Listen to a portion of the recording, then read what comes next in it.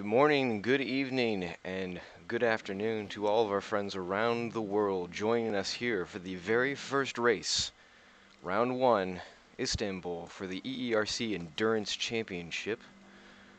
I am your host, Ross Smith. I'll be streaming and commentating for you throughout the opening of this 6-hour race as we are starting to get things underway. Currently just going through some warm-up preparations. The race director came on just a few moments ago and gave us the 5-minute warning, so we should be getting ready to line up for the grid formation so we can do the formation lap and get this event underway. So it's we're waiting a couple late joiners possibly here. Smaller field than anticipated, a lot of that having to do with a change in calendar owing to the VEC race changing or popping up right at the same time that this particular race was taking place. A bit of an unfortunate event, caused a lot of teams to drop out for the first race, so that's why we're seeing a truncated field this time, but not to worry, because that means that those who are dedicated enough to show up now have a much better chance of getting the coveted top prize of their class, 200 pounds. Of course, the second and third place prize is nothing to snuff at, as each one can, I believe, go 70 and 30 pounds each. So lots of money up for grabs. And it looks like we're on the grid. This could be kind of a false formation. It might have just been a little bit quick here. Istanbul is a very interesting circuit, very new circuit around the world.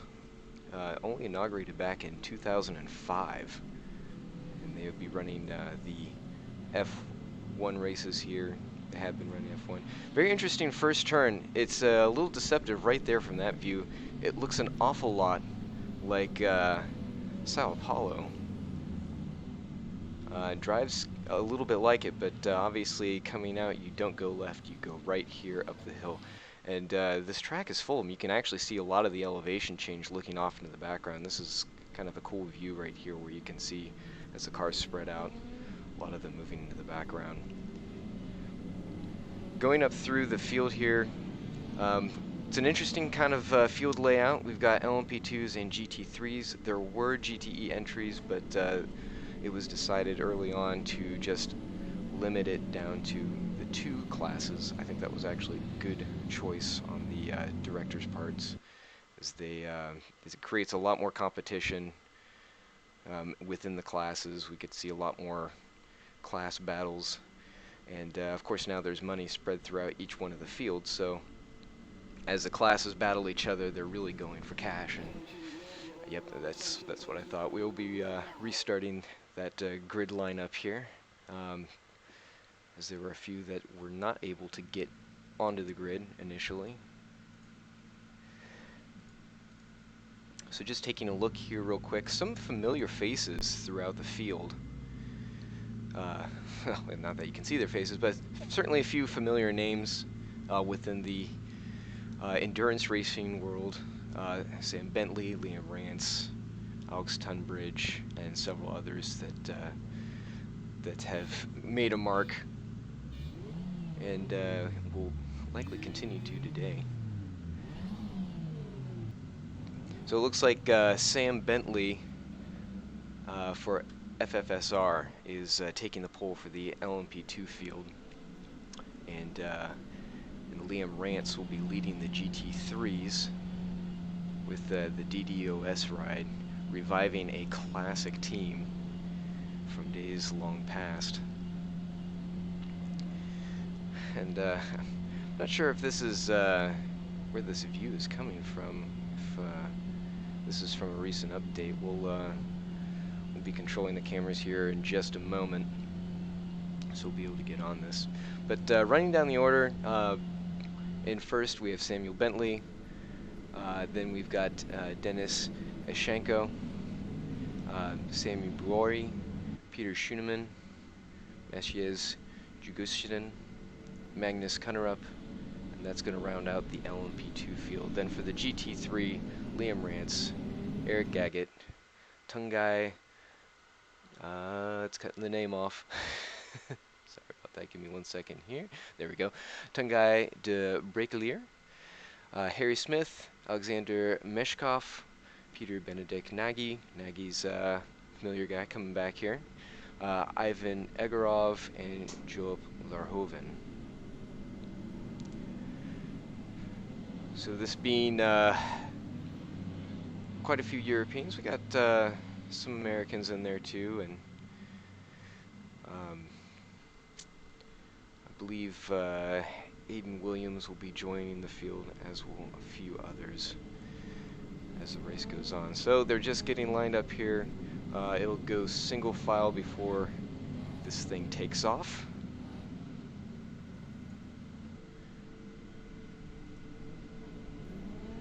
Just checking some notes here to see if there's anything of note within the stewards chat. We're just kind of getting everything going here.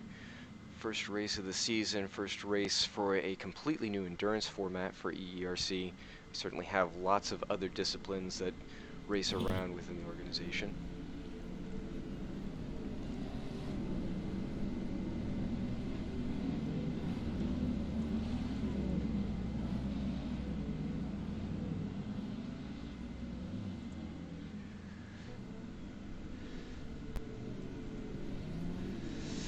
They're coming now into Sector 3, so we're getting ready to go green.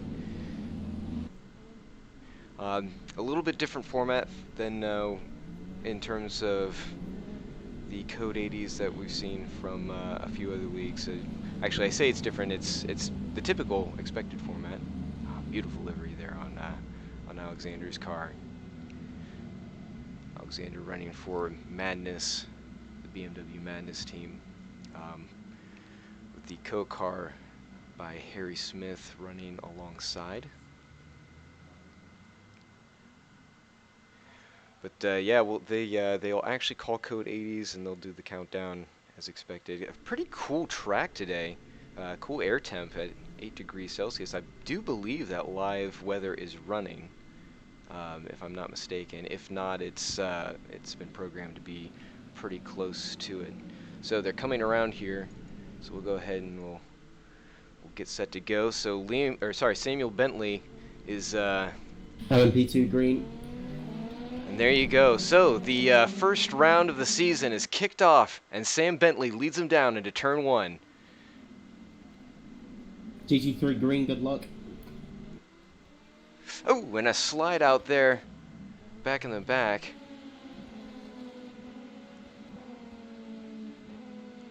Mastiage is, I'm not sure what happened there, if they got tangled up, but Schoenemann definitely got kind of wiped out from the side. Weren't quite going too fast for that to be self-induced, but it's possible. Cool tires. So lots of jockeying for position up at the order here.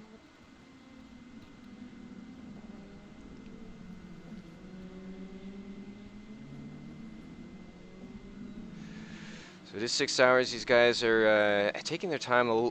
Definitely a less aggressive start than I've seen for endurance races, especially a shorter one like this.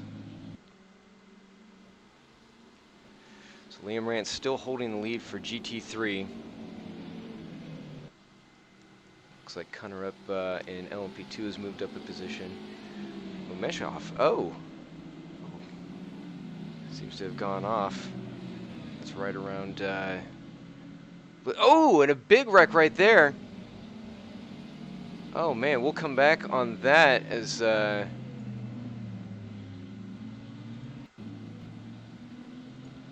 take a quick look at what happened there. First with Meshkov. So yeah, he just got a big slide going on. Ooh, kept it off the wall though. Good on him. And then you'll see right here, Lahoven, he just got off and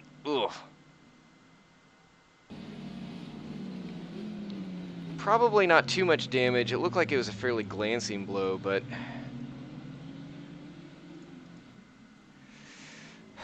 Verhoeven definitely hurting from that one. And, well, that's interesting. The safety car running out there. Not sure what that's all about, but putting up a bit of a fight. So up at the front of the grid, we have Sam Bentley, still leading the way. Ashenko is holding pace not too far behind him. There's about a 2-second gap. It's actually fairly even gaps back behind there. As we see, Magnus Kunnerup is now putting some pressure on Sammy ahead of him.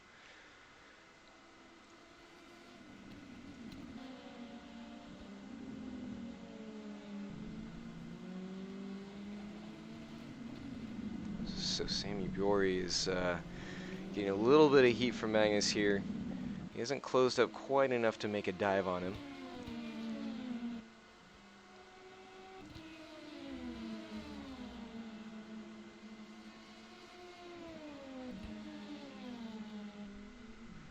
Magnus running a default livery. There were a couple issues with teams getting their liveries in properly, if they were able to submit them at all. But for the most part, they got them pulled in. Sam Bentley just setting the fastest lap at a 1:42.6. Right, we're going to reset the race because of the safety car. So a bit of an issue there, catching the safety car out. No idea what happened with that.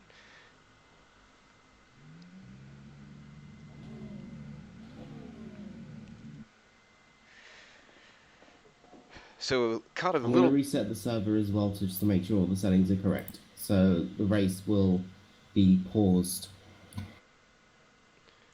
right, so you heard from the race director there that yeah, we are going to restart the race. It looked like there were just a couple issues. So the server will be reset. This obviously won't be the start. We're going to take a quick break while that's getting all done, and we'll get things reset, and we'll come right back to you. Stay with us.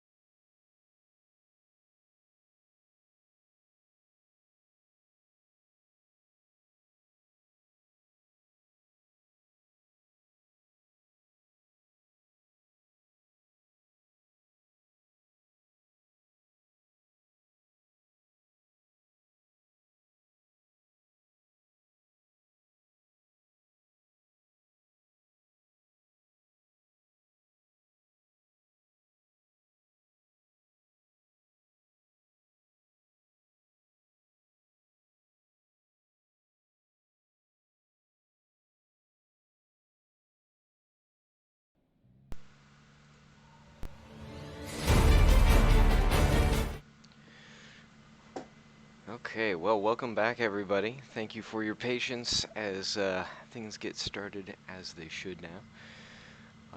Grid is currently getting formed up, and we're just waiting for cars to finish joining on track here, and then we'll be able to get this thing underway. Alright, lights are out, so we are getting grid formation going. Safety car is now appropriately off the track, as you can see there. So, as we are going to start this thing off, things are going to proceed just as they did on the prior setup, with Sam Bentley leading the LMP2s down the front here. We did have Aiden Williams, who was set to start. Unfortunately, it looks like his team has dropped away again. Not sure exactly what happened with them. But I'll see if I can dig that up for you guys. So right now we're coming around and getting the formation lap done, going through the wonderful Istanbul Turkey circuit. When you need Turkey, you get Istanbul, not Constantinople. Copying back here to the GT3s. Oh.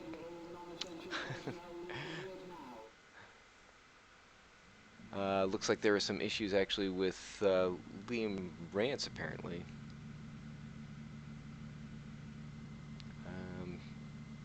He was having issues and was frozen, and he couldn't let it go.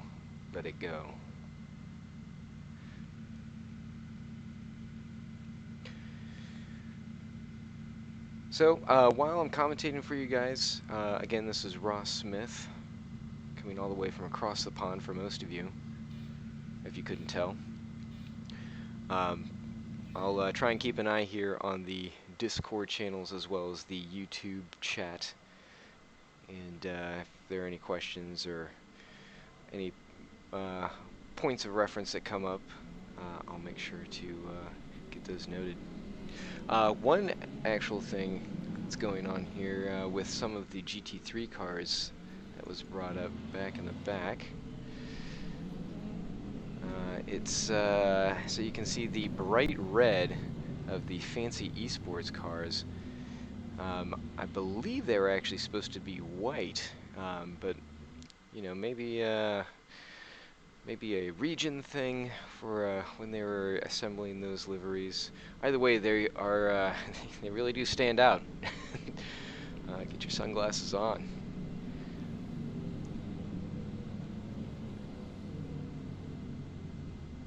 But let's see, we've got is that Nagy? Is he in one of those? No. No. So Krajnai, and I could bring up my timing here, so get that updated. Pardon me for a moment while I get all of my camera controls working. So field's bunched up here, 5 LMP2s. It looks like 11 GT3s. So it should be enough to make things interesting. Again, there should have been 6 LMP2s, but seemingly some issues with Aiden Williams' team. I don't recall what team he was running there. There had been a few swaps around. But we got Liam Rance and Gabor Hevesy up at the front of the grid here for the GT3s, running McLarens each.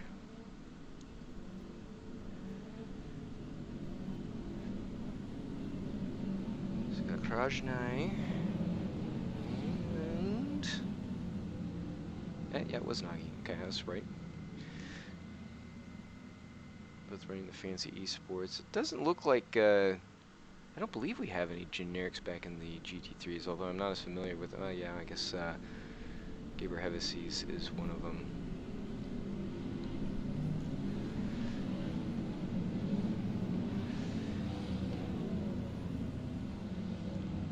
Along there with Ivan Igorov in the RSS. Aston Martin.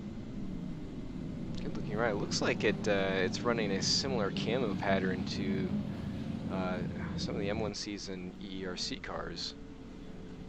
Of course, that was also used on a couple other official real-life rides. Taking a look at the two Madness Racing liveries there. Very good-looking cars. It's great to see that a lot of these artists are getting out there and providing us with some eye candy.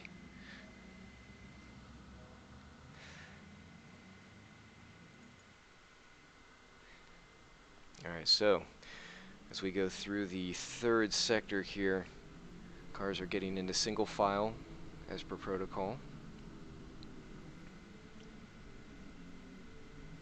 So we're entering the last two complexes here. Turns 9 and 10 out through 11 or sorry, 13, 14 out to the front straight. So Sam Bentley getting ready to take the green flag for LMP2 green.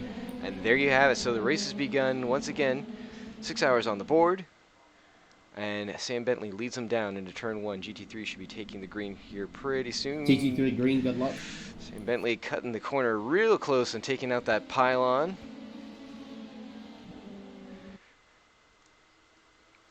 GT3s are now on their way as well. Just check the Calamity down there in turn 1. It seems like everyone got away clean this time. Looking back here at Deck. So very clean back in the back. Oh boy. I was worried there for Larhoven. Looked like he was going to cut it in pretty close on that. Takes a position, and now he's eyeing that RSS of Egorov. Sorry. If I mispronounce any names here, go ahead and pop me a note in the chat. I'll do my best to make sure to not completely offend the international community, but I make no promises.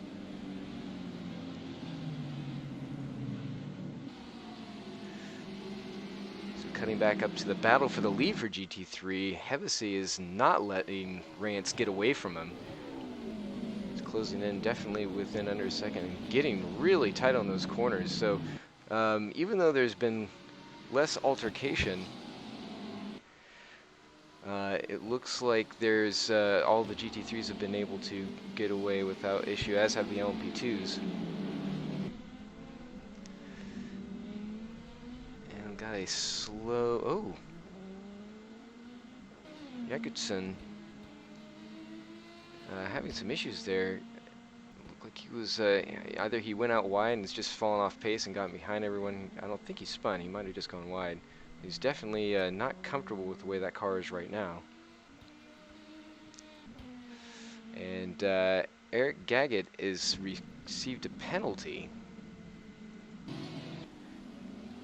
We'll try and keep you updated on what that is. If I had to guess, I would say cutting the track, but don't know that for certain.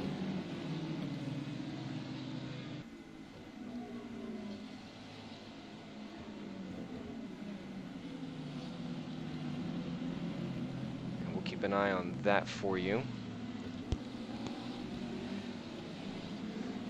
So hopefully you can hear me a little bit better now.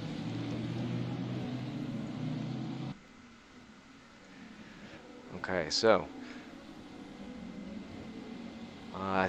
don't have any updates on what that penalty is yet for Gaggett, but that's going to hurt Team FFS if he's not able to get that cleared, if it was just some erroneous thing, or if he actually was a cheater. Obviously here at Istanbul, it's very easy to extend track limits. It's a little bit dangerous, obviously. There's a lot of... Sorry, Team FFSR. There you go. Sam Bentley just putting down a fastest lap at a 1:42.8. Not quite as fast as we've seen him go, but it is the start of the stint. Full of fuel and just getting underway. We'll just hop actually back up here. And it looks like he's pulling away from Denis Eschenko. Fortunately, Dennis is running a generic livery, so I'm not sure what team he's running.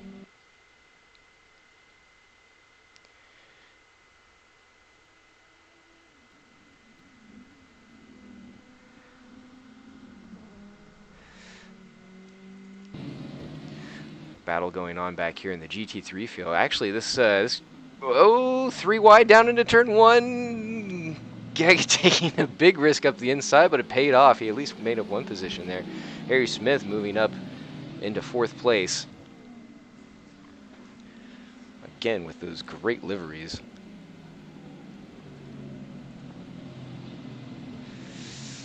Ooh, good boy. Gaggett getting real aggressive, trying to make up positions early. Coming through the field. Keep an eye on this. But Tengai is not letting him get away.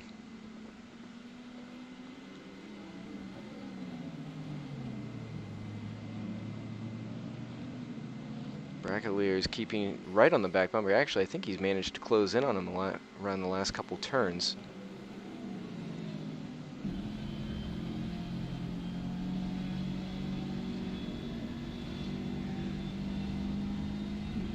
Riding along now with Harry Smith looking back at the battle behind him, and he gets a run up the inside, but ooh, and they both get a big slide. They're both wiped out.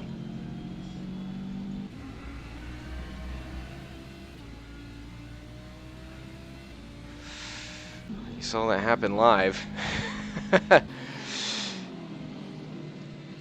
So now they're falling back into the clutches of the other Madness machine, and now he's going to make a run, but he does back out the BMW, giving room. Oh, big off!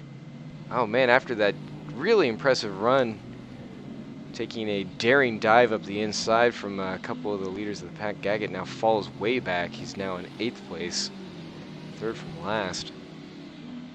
He's got some positions to make up for sure.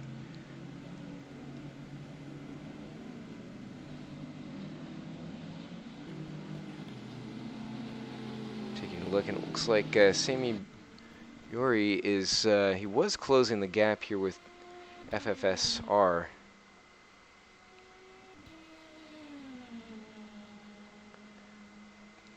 That gap might be starting to fall away just a little bit. So the front runners are starting to really kind of string out.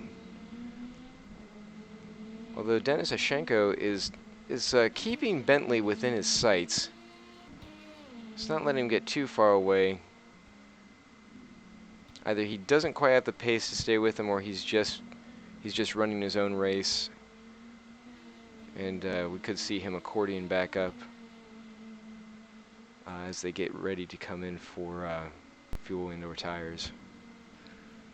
Still early on though. They've got probably another 20 to 30 minutes at least before they're even thinking about that stuff. Just going to start putting down laps and try and get the first few hours out of the way without incident, for those who haven't already. Brackelier has gone off track. Let's see if we can hop back in time and take a quick look at what happened with his ride.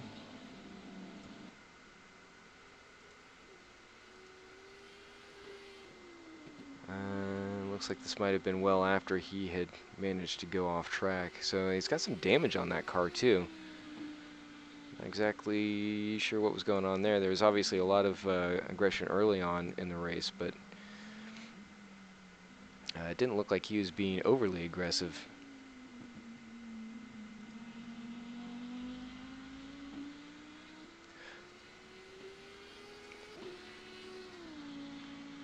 New Audi sounding okay within 2019. Let's hop back up here to some of the front runners and see what's going on. Riding on board with Denis Ashenko, and once again, still keeping Liam within a straight. Certainly not close enough to really do anything, but just kind of cat and mousing it from a distance. You can see, like I was mentioning earlier in the broadcast, his first couple turns very much like Sao Paulo, but then it just kind of goes into nice winding, sweeping turns. Turns are a bit deceptive because they can definitely wreak havoc on tires. It's a big, wide track. You want to make sure you're using every little bit of it. You can really swing the cars out wide.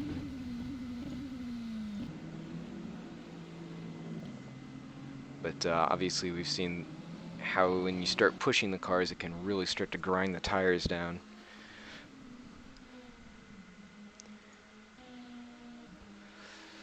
Hopping back now to Liam Rance, seeing how he's doing on board. So they're coming around to take their 7th lap. And Gabriel Hevesy is not letting him get out of his sights either, so the FFSR guys are definitely being chased. Gabriel extending track a little bit there. Not too bad. Stewart's might look past that and look like he took too much advantage.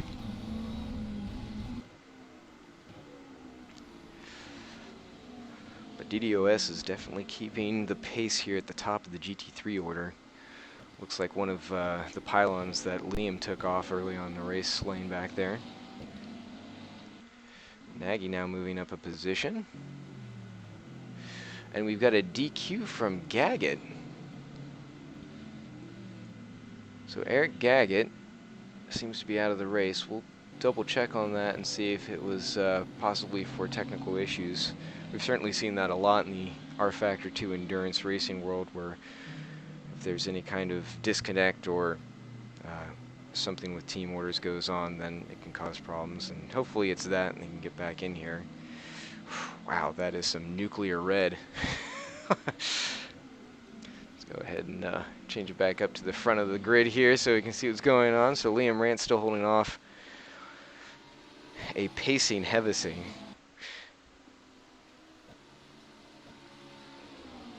And like Sam Bentley up in the LMP2s, it looks like it's mostly even in terms of pace. So there's not much being gained. Although I say that, and Gaber is able to close in right there.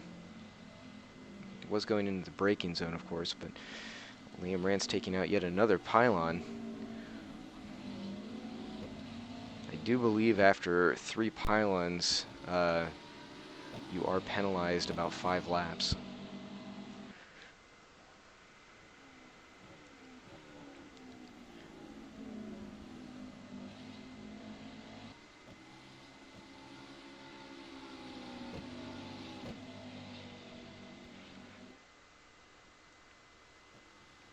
There's that great shot looking off into the background. You can see LMP2s climbing the hill on the backside of the circuit. Not much happening in terms of pace and distance. Right now you're looking at the closest battle on track as Gabor keeps track of Liam Rance at the top of the GT3 order. Still only about 15 minutes into this first stint. Air temperatures, you can see they're kind of a cool, almost chilly 8 degrees Celsius. It's, I mean, it is about that time of year. Not sure how accurate that is right now. It should be pretty close. Like I said, I believe we're running live weather, or at least a facsimile of what it would be. Certainly going to help tire temps and being able to run the engines hotter, be a little bit more aggressive on downshifts. Of course, with this track, it's hard to be too aggressive in most of the areas just because, again, it's so sweeping. It's mostly just you want to be nice and smooth, throttle and gas.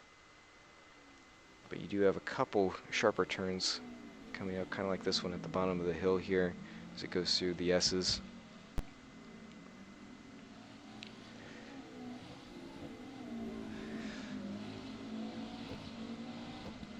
Checking times down the order to see if there are any clear runners in terms of who's able to close pace. I mean, you can see that the GT3 field, even though it has spread out, they're still not too far away from each other. certainly close enough where if any one driver cops a penalty, or there's just a slower pit stop, it can quickly close it up. So already we're starting to see the LMP2s move up through the GT3s. That owing a lot to the circuit being the way it is, the LMP2s can use a lot of their speed and downforce around a lot of the circuit. We've been off track, or Hoven. It looked like Schunemann was involved there. Larhoven has got a big swipe up the side as he gets a hard drive off the corner. Coming down and around the hill.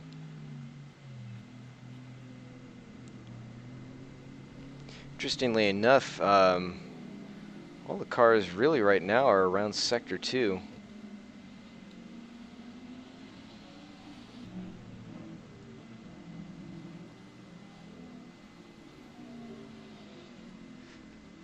Still no update yet on Gaggett and what's going on there.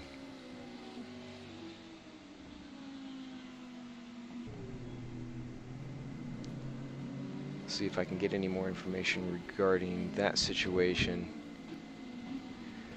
We did see that team cop a penalty, so it's possible that he just didn't serve it. Either he didn't get the information, or he just chose to ignore it. Maybe they were trying to fight it. Shoot him in now, coming up through the GT3 order.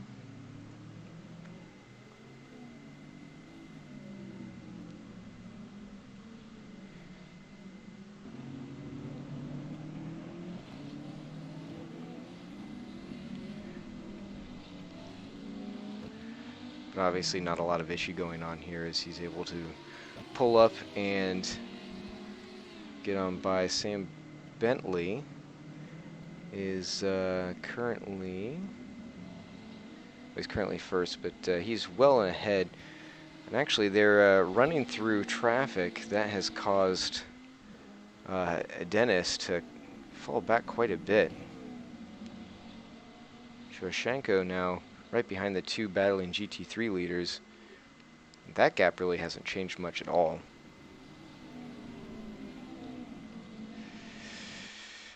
It's always interesting to see. Well, he actually stays within track limits for the most part there. Certainly more than Gabe were back behind him, who's chasing Liam, hoping to use that pass to give him a little bit of momentum.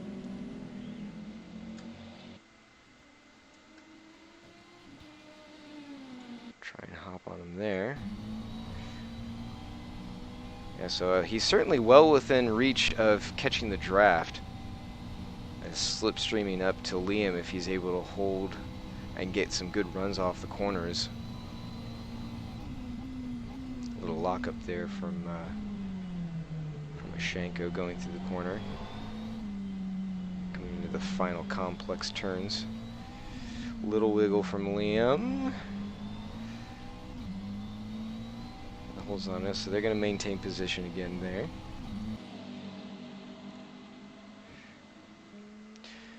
So it's interesting, the McLaren's certainly in good, viable hands. And we see that a lot throughout the GT3 battles online. The McLaren's generally are towards the top of the fields.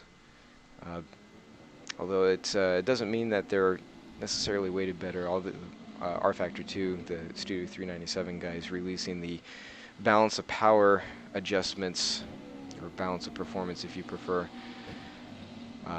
just a little bit before the opening session here. Oh, Schunemann looks like he was off track and slow. So he having a little bit of trouble coming up through the field. Scuderia making an appearance here in the EERC as well. Seeing those guys out and about, growing a bit like Seawolf, or maybe not quite to the scale of Team Rookie Monsters. That organization is just bit out of hand with their size, so to speak.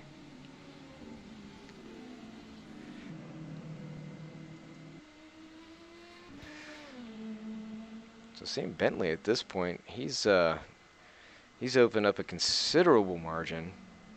No real pressure right now. He can just kind of drive his race, focus on getting the most out of his car before they get into the first round of pit stops. I don't think there'll be any swapping, although just because of scheduling and what have you, it can cause some unusual swap outs where you might have a guy come in on the first stint. Generally, you want to avoid that if you can, just because after you've been out on track for a while, you get fuel and tires, and you want to stay out there. You're in the zone. You just want to keep going and improve those lap times. But much like tires, I mean, you want them to get in that nice optimal temperature. You want to be in that optimal zone where you're kind of on your game. But obviously, you can leave a driver out there too long, and then they just get tired. So for those looking for a little more eye cancer right now, we're on Benedict, who's running right now in 8th place, 13th overall. So this little group right here has maintained pace with one another too. Sort of been catching and falling away. And it's a group that we saw early on, sticking really close together.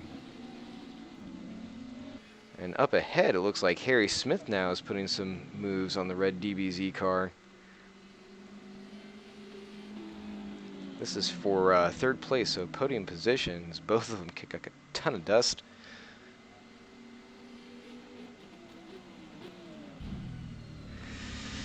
Harry's certainly within striking distance now.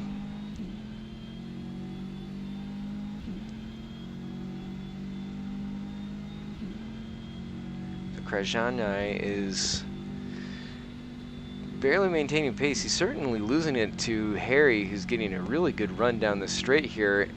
And putting the block on, and he's off track in the braking zone. Saw that one coming. That's gonna get him riled up in the cockpit for sure. It was it was a bit of a fair move. Watch it from the outboard camera, so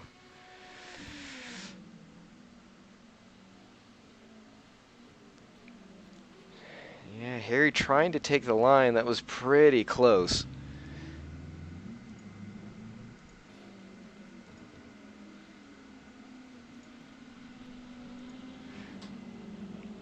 So having to fall back to 4th, losing some ground on Daniel.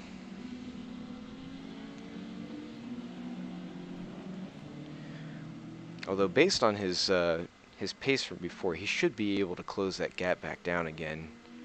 Daniel definitely not having quite the same pace that Harry was showing there, and either that was because Harry was really pushing it to get up there, or he just has better pace in hand.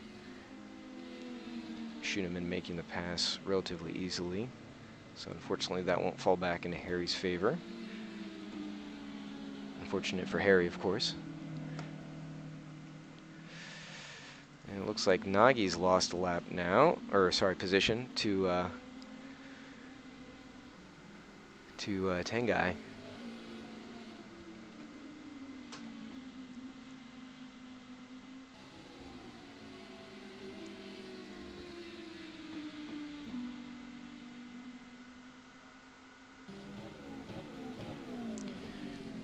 So it's great to see those new Audis getting some play, the 2019 versions. They're a slippery little car, certainly take a little getting used to, but they're pretty quick. In the right hands, they can definitely be a lethal weapon. But Nagy and Brakelier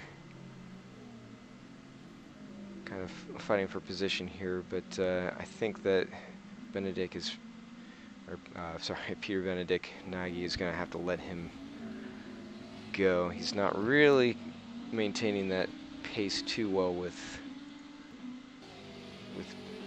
Break-a-lick. Sorry, Break-a-leer. Sorry, it's really throwing me off with the way it cuts off these names. It looks like Harry Smith continues to pull that positioning back. So once again, he's lining up to try and take a run at Daniel.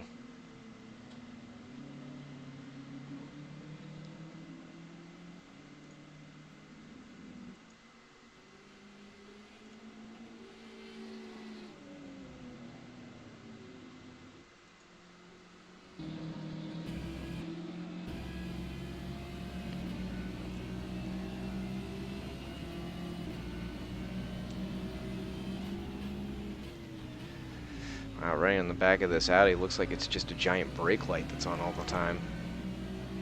So Harry's trying to get back into the slipstream here so he can get a run on one of the nice long straights if he can, and take the position down in the corner. Obviously, Krajnai is not going to want him to get that position. He showed that he's willing to block. I would say that big slide out there. These S's are a bit tricky coming off down into the front stretch.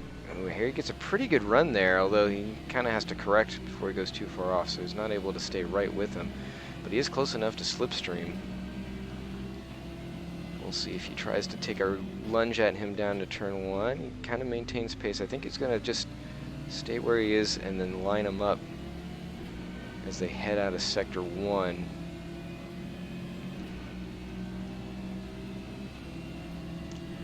And you got Yagushtin coming up behind these two, and he's probably going to be a factor, although he's fairly far ways back from Schunemann, so I don't know that he's going to push too hard to get by these guys. He's just going to kind of pick his poison and go for it. You know, you see him kind of moving out here. Harry giving him space. Wow, and that's good.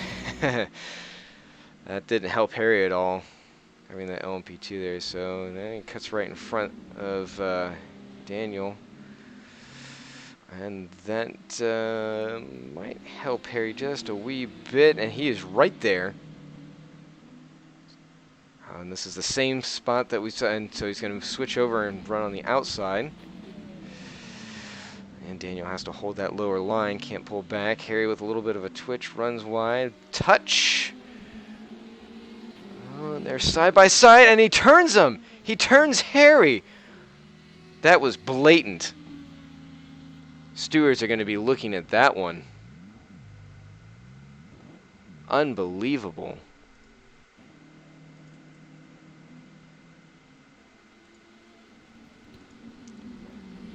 So here he goes. Harry's on the outside. He makes the pass. He's right there. And you can see he comes right back across the track, right into his quarter panel, and gives him the old punterino. And that's a hard hit into the wall. He's going to have some serious front end damage and now back end damage. Impressed that he didn't lose a spoiler on that one. So Harry now into the pits.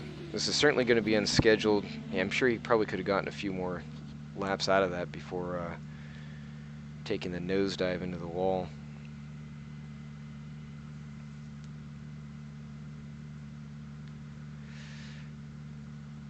It's a real shame because Harry had some pace, and I think that he probably could have been able to get up there with possibly Hevesy and Rance, or at least close the gap enough to make it interesting later on in the race. So a long pit stop here. And Larhoven seeming to have some issues, back in 8th place in the GT3 order. And he might be struggling with some of the damage from getting swiped on the side early on.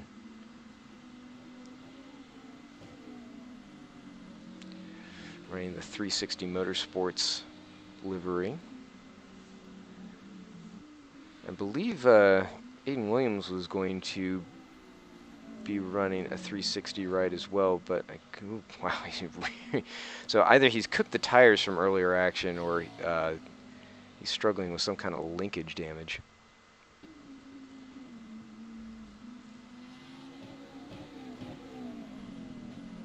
Possibly a bit of both, but my guess is maybe it's just tires. Maybe he's not as comfortable with the setup. We'll have to see. Harry Smith now out of the pits. Coming out of the pits. Puts him all the way down in the last running position. Interestingly enough, he's coming out behind his assailant. Very surprised to see Daniel Krasnai take to his corner like that. I don't know if he thought he got ooh! Harry, big slide. Might just be cold tires. Hopefully he's able to make that turn. I was interested to see if Harry would use discretion as he's out in front of his teammate there. He'll certainly want to. Yeah, he's just going to let them go and not mess up their race. That's hugely disappointing for that team because ooh, is that a Shanko in front of them there? Yes, it is. Guys, got to be a little bit careful there. And speaking of being careful in front of LMP2s, okay, yeah, he's going to give him some room. So Joop Larhoven is still struggling with that ride. Hopefully he's able to keep it under control, maybe make some setup changes or just do some tweaks when he gets to the pits so that way he can tighten that thing up, get it under control. Ooh, Nagy. Not sure where Nagy went. So there was a low speed warning there for him.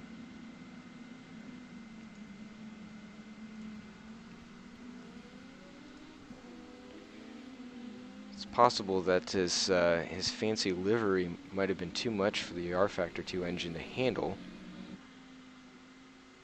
But all of a sudden he just disappeared. Ah. So it might have been a connection issue.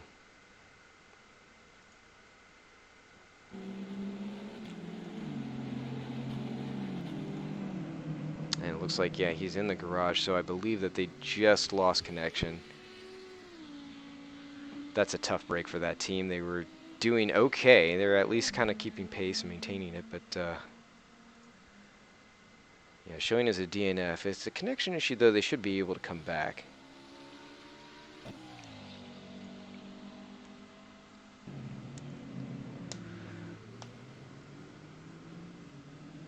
Checking out Brakelier. Still running 6th position, so about middle of the field.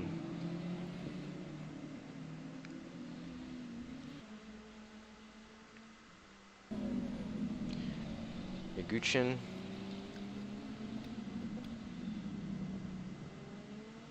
Running in last place for the LMP2s. Interesting livery for the random racing, not too bad. And there's your leader, Liam Rance, who is getting passed up there by, I believe, yeah, Sam Bentley, running in FFSR.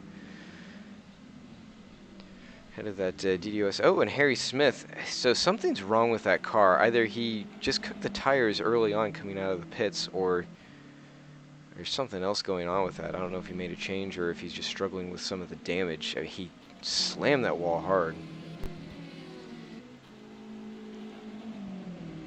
Yori's running 3rd, so on podium. It's going to help out with team points, especially as we go into some of the later races when some of the other teams are able to show up. I'll give them a nice headwind if they're able to hold that position through the rest of the race here. Only 5 hours and 22 minutes to go. 40 minutes in, getting a blue flag. Mishkov giving him room to go around. Nice pass. I haven't seen really too many issues between classes. Obviously, it's still a truncated field, so there aren't as many instances where you're going to have issues. but it's still nice to see those guys kind of looking out for each other, making sure that nobody does anything too stupid. Kind of surprised to see that we had some of the aggressive racing that we had early on. Keeping an eye on what's going on with... so there was a drive-through penalty for the 111, so the FFSR. Ooh, big slide by Peoria. Nice catch, though. Well done. Good car control there, Sammy.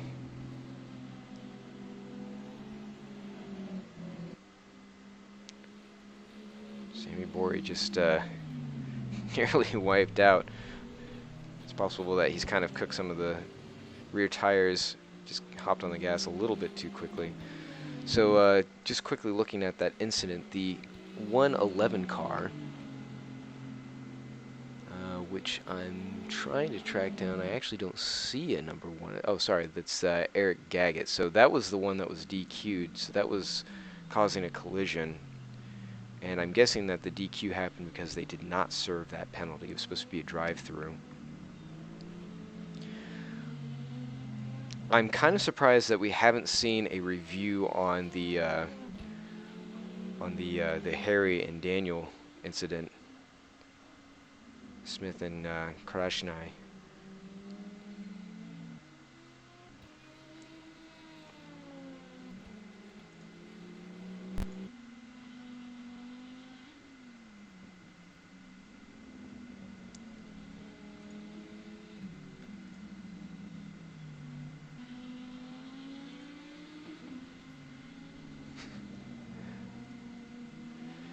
Just looking through some of the through the forum information here to see if there's any updates. Ooh, Mishkov having a big slide there as we view in on him. That Madness team having a very interesting race. So he's exactly halfway down the order. Harry Smith in 8th. He's still a lap behind the rest of the field. But there's still plenty of racing to go. Still plenty of opportunity for him to catch up and advance on others' mistakes. Looks like Sam Bentley is now holding about a 16-second gap ahead of Ashenko in 2nd for the LMP2 field. Looking back through the order, Gaber Hevesy is still right on the back of Liam Rance. A little bit spread out now as they've gotten to the front stretch, heading down into the turn 1S's.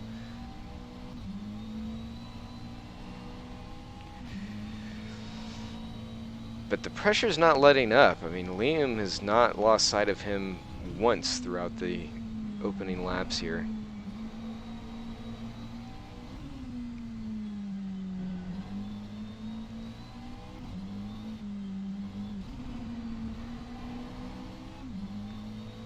Kind of watching this gap, and it does move around a little bit, but their overall pace seems to be fairly well matched. So I think it's going to come down to a mistake from either one of these drivers to see this gap change much at all.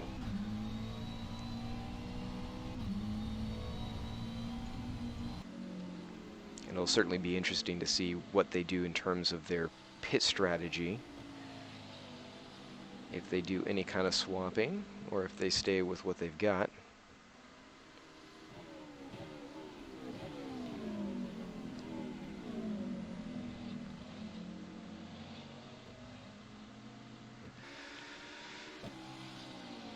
I've seen some judicious use of the track limits. So far, nobody's been called out on that. It hasn't been too egregious, I'll have to say. But I have to imagine that the stewards are going to keep an eye on things, and if stuff starts to really get excessive, it's they'll kind of reel them in and at least start posting warnings. If they haven't already, obviously I can't catch some of the vocal exchanges between channels. I'm just kind of keeping an eye on any of the stewards' warnings and penalties. Nothing showing up yet, just decisions. Oh, we do have a new one. So Madness Racing and Fancy Esports, there is a 30-second stop-go penalty for the number 29. So I believe that is on Harry Smith. Sorry, well, not for him, but on that Daniel Harry incident. And indeed it is. That is the number 29. So he is going to have to take a stop-and-go penalty.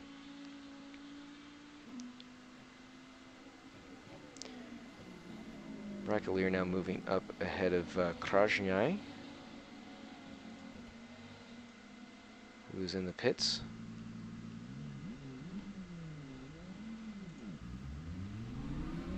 So LMP2 is starting to take their stops. Or at least we saw Worry in there. So Krajnai, I believe that was his stop and go. So that should now be served. And that puts him out ahead of Harry Smith. Now he's 3 seconds behind Larhoven. So there's a good chance that he'll be able to make up some position there. Larhoven's still struggling with that car. He's doing a pretty good job, though, in keeping it going. I mean, as much as he's been sliding all over the place, he hasn't wiped out yet, from what we've seen. Harry Smith, though, he's still a minute 20 back behind Daniel, so unlikely that we're going to see him catch up because there was a ton of repair that had to be done to that car.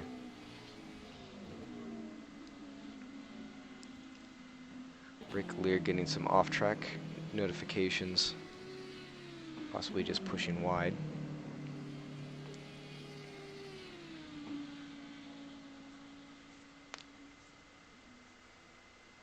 Ooh, and Schumann seems to be going... Oh, okay, so he's just heading into the pits. Just slowing down a little bit early. So now Schumann is in, that is third position. And it looks like, yeah, Schenko was in earlier because he's now over a minute and a half behind Bentley. So we should be seeing Sam coming in here for a stop as well. Haven't seen any changes in driver lineup, I can tell. Oh, and Harry Smith is also now in. So he's either... So he's now out too. Don't believe he copped any penalties. You obviously saw that he was sliding around a lot after he had come out from those early repairs from some of the contact. Verhoeven off track again. He's way wide down in turn number 2. So as predicted, Krajnai has now made the pass.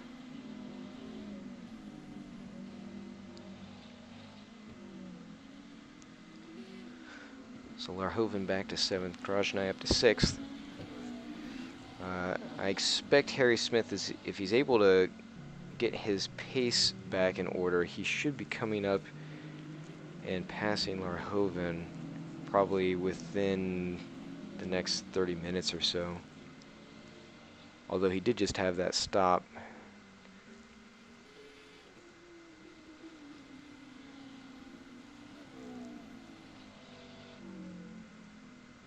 Schumann is now out of the pits. Sam Bentley, okay, so Sam Bentley did take his stop. Dennis Ashenko is in second with about a 10 to 15 second gap. It's opened up now. It's live timing updates. So let's take a look at what's going on with Liam Rance now. So they're a little bit in traffic here, but still about a 1 to 2 second gap between him and Gaber Hevesi. Neither driver really giving much up there, although you can see Liam's struggling just a little bit. GT3s should probably, they're going to be looking at fuel and tires here, kind of thinking about when they want to start coming in, but they have a little bit of time left before they really need to consider that when they're going to dive in.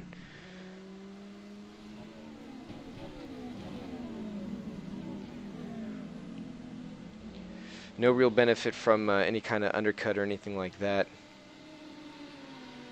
As you'll see in other types of sports, you're gonna just want to move as much as you can and be as efficient with that fuel as possible, so that way you don't have to spend time traversing pit road.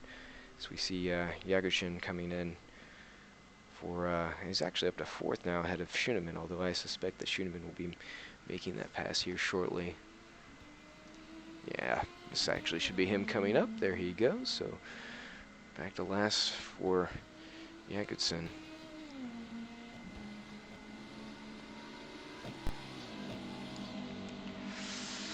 There goes Liam Rance and the rest of them. So as pit cycles and everything go through, I think we might take our first break. Be out for just a little bit, but we'll come right back to you guys. Thanks for hanging with us and staying by for the first race at Istanbul. Like I said, we'll be right back.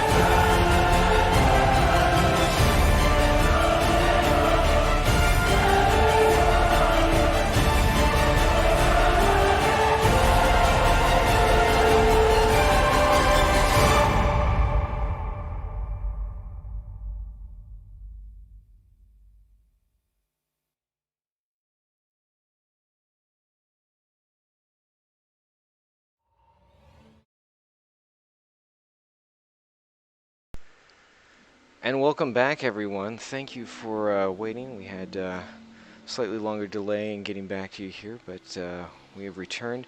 So, not much has changed in the lineup. We've had a few stops taken here, but currently we are still sitting in the same order. Liam Rance leading the way ahead of Gaber Hevesy for the GT3 field. That gap has now opened up to about 3 seconds. In fact, you can see Gaber falling back a ways there, but still within striking distance. I mean, you just need to show up with some consistency, and he should be pretty good there. Brackelier, it looks like, is looking to make a move on Meshkov. So the Madness Racing team there is a little bit under attack. Meshkov is actually up to third now, but Brackelier is definitely stalking him. Trying to look to see if I can catch what stops were made. I don't think Brackelier has taken any. It doesn't look like any of the GT3s have, except for Daniel Krajnai and, well, obviously Harry Smith did before. I'm looking for him and where he went. Looks like Ben Foz is actually taking over the ride. And as we say that, Brackelier looking to the inside. And he keeps pulling in and out of the draft. I don't think... yeah, good. They give each other good racing room. It's a bit of a tricky spot just because you get a lot of weight transfer through those final corners on the track.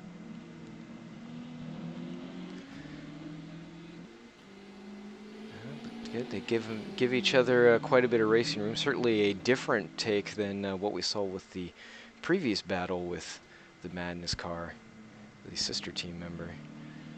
So Brackelier putting the heat on the back of that car. Which of these German autos will come out on top of this one? I'm gonna guess that Brackelier is gonna be able to get by. I'm assuming that he doesn't do anything silly in trying to make the move. He should be able to just get a good run, just line him up coming out of one of these corners, probably going into sector 2 now.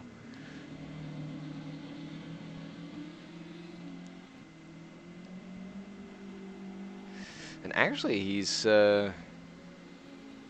considering how strong he was coming onto the back of that car. I kind of assumed Meshkov was going to be able to put a pass on him, but he's had to kind of fall back a little bit. That middle area definitely is a bit of a trick, though, to come down through the large sweeping portion with the double lefts.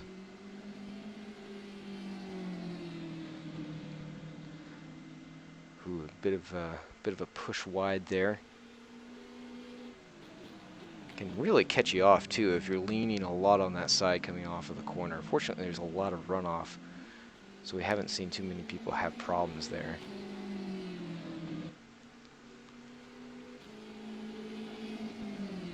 Getting a really strong run down to the end of the sector, coming into the final ones. A little flash of the lights letting them know, hey, I'm coming up the inside. Meshkov gives him room. So a lap later, he's finally able to make the move. Oh, and they're both into the pits, so he managed to get a jump on him. Really pushing that top end, coming down to the line. A little fast pit road speed here. So Brackelier's in. The other Madness ride of Krasnaya is also in. And it looks like Egorov is in as well.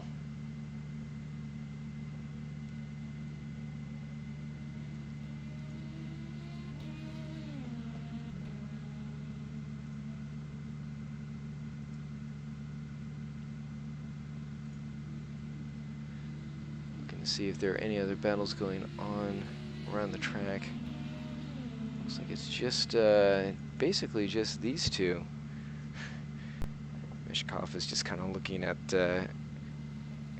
his pit stop timing and just saying, come on guys, get this thing done so I can get out of here.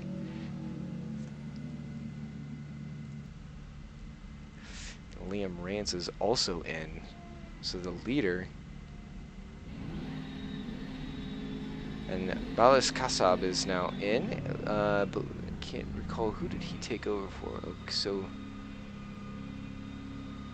Bricolier and Meshkov are both out, as is Krasnyi. Looks like, and yeah, there's Ben Foz up the track. Like I said, he's taking over now for Harry Smith. Fire Harry, I probably would have wanted to get out of that thing about this point too.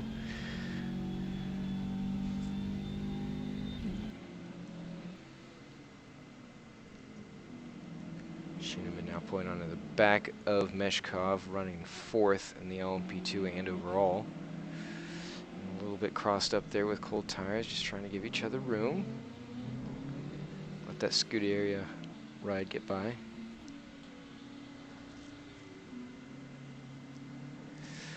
At the top of the board, Sam Bentley and Denis Ashenko are still 1 and 2. That gap now around about probably 17, 18. So wow, it's really opened up at this point. It's actually now 26 seconds. Liam Rance now coming out of the pits. And as you can see in the background there, it looks like Kassab is not far behind. So it's showing about 4 seconds there, but he does have slightly more rubbered in tires.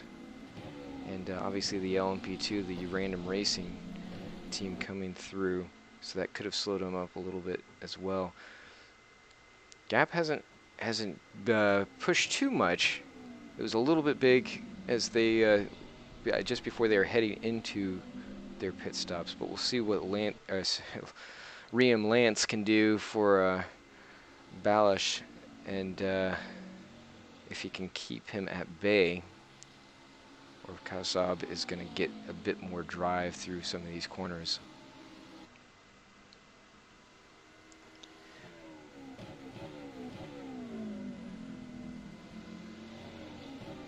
So quite a few 4-second or so gaps around the field.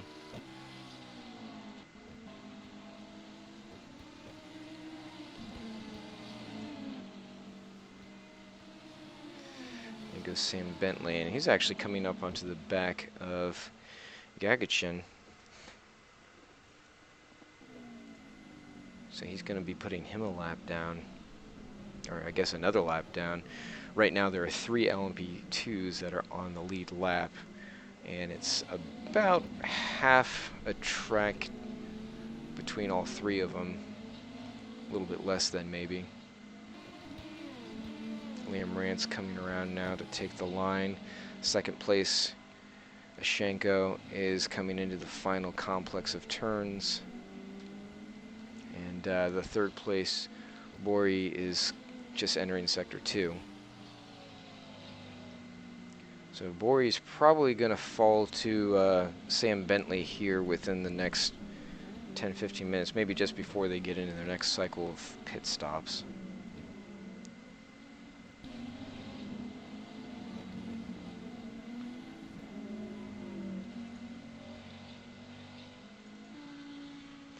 Hopping over here to Daniel Krasnyi, who still has not, well, sorry, he did catch a penalty before. He was running further up the field. He and Harry Smith were having a great battle. Harry Smith kind of got crossed up as Krasnyi very aggressively blocked. Didn't have any issues with that. He pretty well maintained his line, but it was on the second attempt after Harry was able to make and complete the pass. There was a bit of an overlap, and Daniel appeared to turn into him. His teammates claimed otherwise, that the wheel did not go to the right, and it's possible that could be. I mean, if he was cycling up through the gears, it might have caused it to kick just slightly over, and they were running right together, but I don't know, evidence during the live and the review were pretty damning. and I feel like that penalty was probably appropriate. Very bright red. Again, it's believed that this is probably due to a region mapping issue as opposed to actually running the preferred texture, but certainly these cars stand out, and yeah, causing Bori's going to want to get around him as quickly as possible to avoid that eye cancer.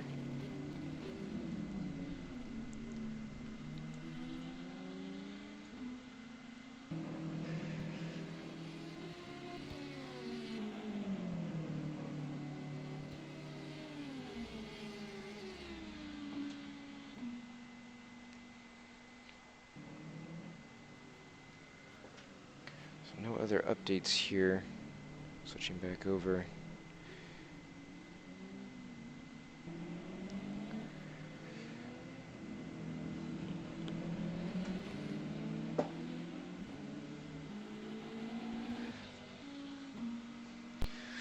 Schenko up here in second place. Dennis doing a fairly decent job throughout the race. He's certainly further back than he'd like to be. He was giving Sam Bentley a nice run early on, but has sort of fallen away. At this point, he's just hoping that Sam slows up, or when he swaps out, that will give him a bit more of a shot. Now, I can't remember if Alex Tunbridge is lined up for Sam Bentley or if that's for Liam Rance. He's certainly run with both in the past.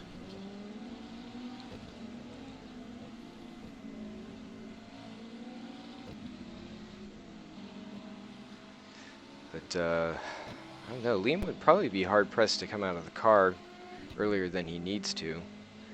The 6-hour race, ideally, if you can just split it 50-50, or if you have a stronger driver that can fill out that first 65% or the second 65% of the race, you'd want to go for that if they have more pace. Some drivers, they can be very quick hot lapping, but maybe some of their consistency throughout a run isn't quite there as well as some other drivers. Who are we looking at here? Hopefully we don't have another driver out.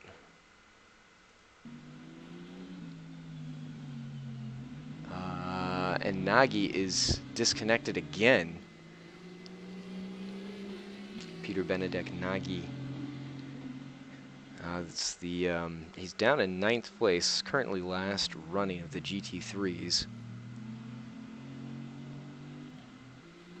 And that's for the Fancy Esports, so the other, I guess you could say eyesore, the Red Eye car that's out on track. Well, certainly not anymore now that they've kind of dropped away from the race.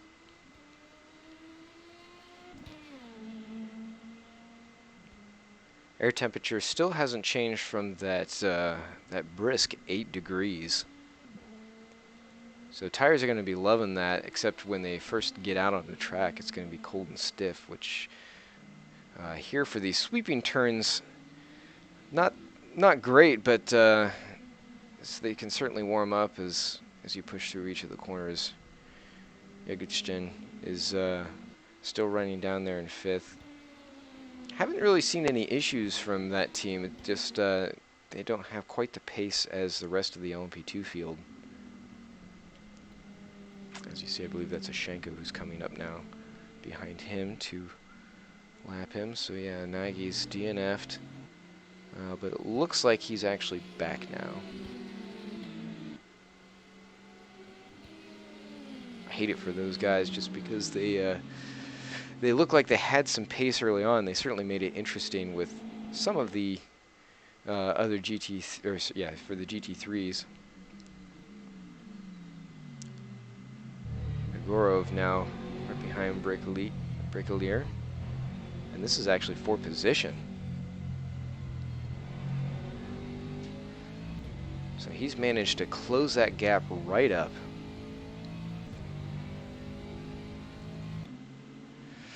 So some British power chasing down some of the German might in that Audi.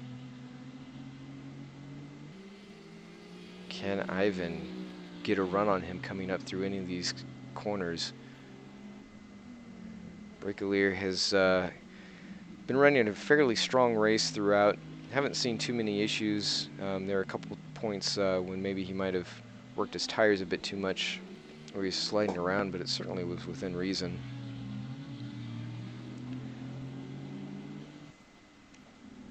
Egorov is probably going to be wanting to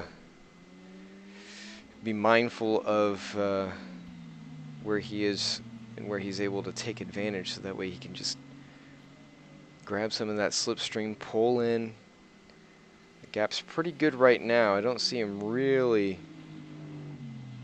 climbing on top of him too quickly, and actually it's starting to open up just a little bit through that second sector.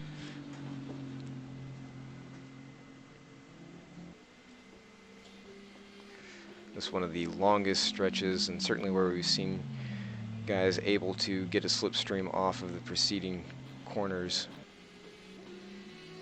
and just pull alongside into that harder braking zone. One of the slower parts in the track, and this is another area where we've seen a lot of action. Another nice long sweeping stretch, and you can see right there Bricolier has kind of opened the gap a little bit from Ivan.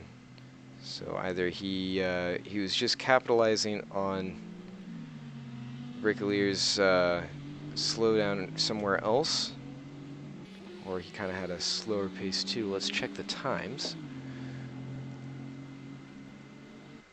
So it looks like Bricolier actually was about a second and a half faster through that lap. And indeed, Ivan did have a slower second sector, so he wasn't able to really take advantage of some of that, some of those gains that he had previously.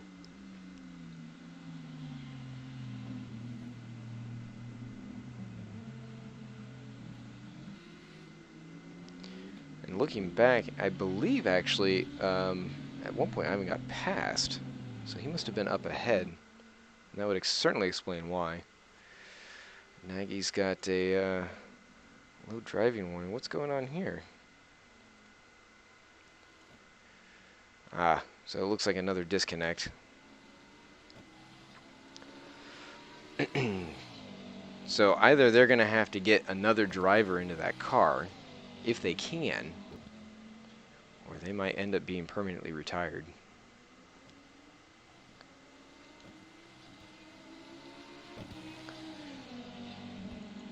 Taking a look at Ben Foz right now, again taking over for Harry Smith in that Madness Racing livery.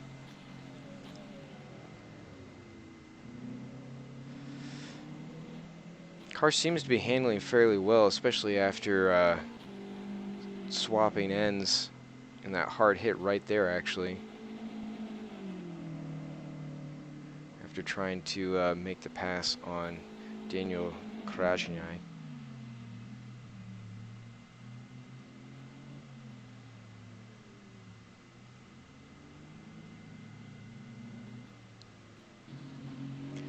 Certainly doesn't have quite the same pace, it seems, as Harry did, although it might just be kind of an illusion going through that slower final sector. Just checking out the times here. He's running a 1:55, so it's certainly faster than all of the drivers ahead of him. And he's about middle of the pack in terms of fastest lap, so he's very consistent. Hopefully he'll be able to actually work with that and move up the field if possible, although right now he's about, actually he has been gaining some ground, so Larhoven is about 50 seconds ahead of him, and that's another 45 or so up to Krasniak. So if we see Harry get back in the car, if Ben is able to maintain some of this pace, it's possible that he could get up there and perhaps have another go at Daniel. Daniel's obviously already served his penalty for pulling that maneuver on Harry, but Harry may play it cool, or he might say, you know what, gonna let you know what I think. Certainly couldn't hold it against it, although he'd very likely receive a penalty, so.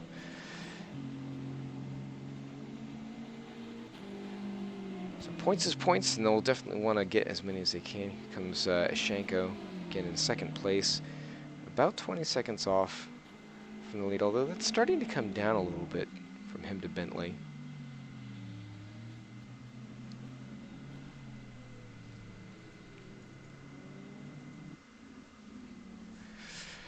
Taking a look here at Schoenemann. Peter's been having sort of an on and off kind of day. He's sort of been cutting around some other cars. Hasn't really been able to have too much pace to be able to keep up with the other guys. His best lap is a 145. And his last lap a 152.9. So certainly struggling with some issues. Either he's it's car related or he was getting caught up behind guys. We've seen a lot of intermixing around the field as the race goes on. Verhoeven, speaking of incitable races, a 360 Motorsports ride is just it's been a real struggle throughout the day. He's been doing all right. Like I said, he hasn't really had too many major issues that have set him back, but it's all he can do just to kind of hold that 7th place position. But if he's able to maintain and stay out of trouble, then he should be able to keep that. Giving nice bit of room there for the leader of the LMP2.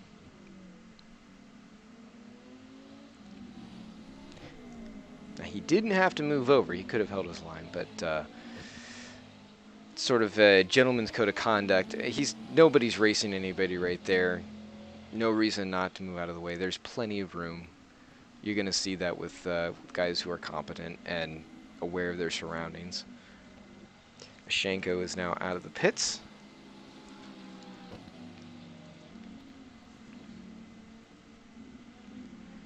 So now that gap has opened up to about a minute and a half. So we should see Sam Bentley coming back in here before too long.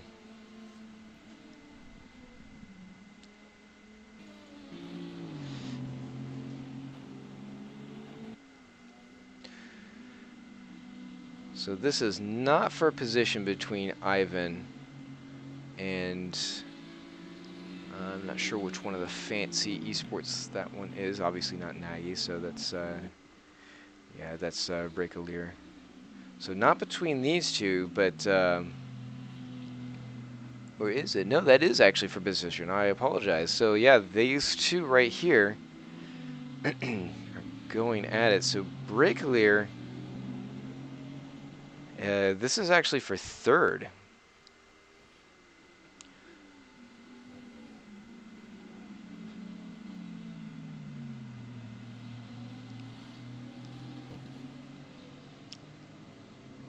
So is he able to close in? He's certainly been squeezing the gap down. It was at 3 seconds before. Timing showing him still at 3 seconds. Obviously, it's a lot closer than that.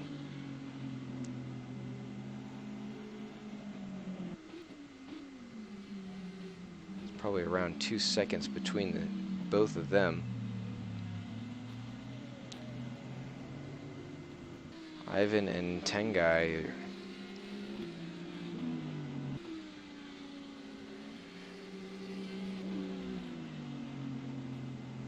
Pace with one another. On board now with Ivan.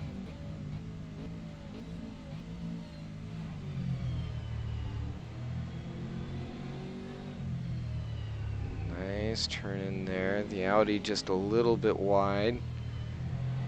Both of them getting a good run off. And he actually moving to the inside. I think he's just letting him through. They drag race down, so he tucks up behind. So yeah, just yielding the position, not putting up a fight.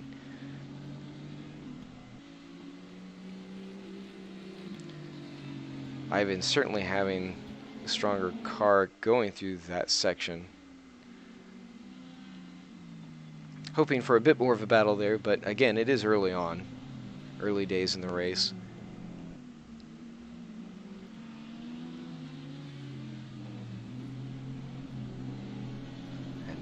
they are getting caught up by the random racing team. We'll flash the lights, let you know I'm coming up the inside. Switching to the outside as they go through the corner. A little bit close there.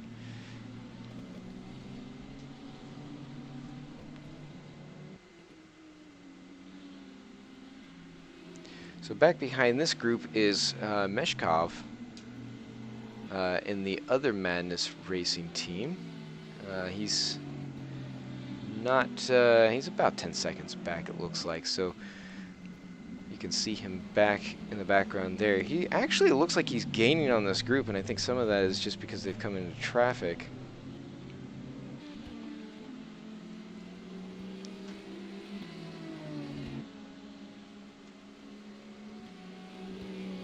So these are all for position.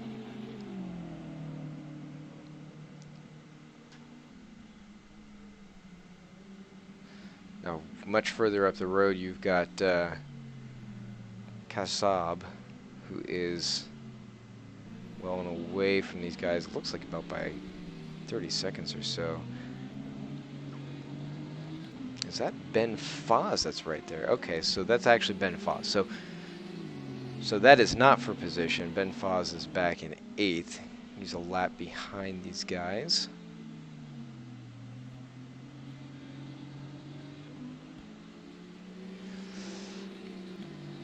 Meshkov actually just coming across the line.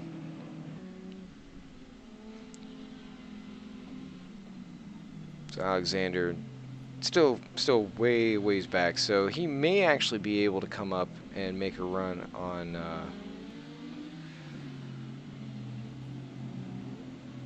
Ivan or Bricklier.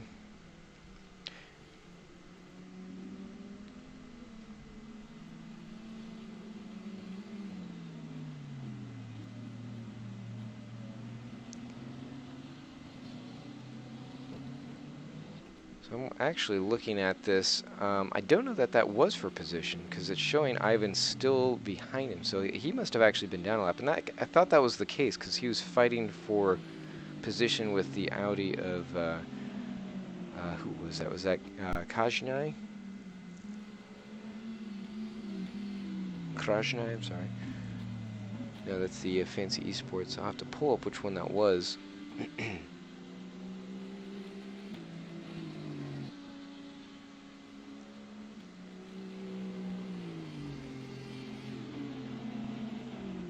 So that would explain why he was letting him through. He was obviously not a threat for the position. So a bit of a misread on the timing screen for you.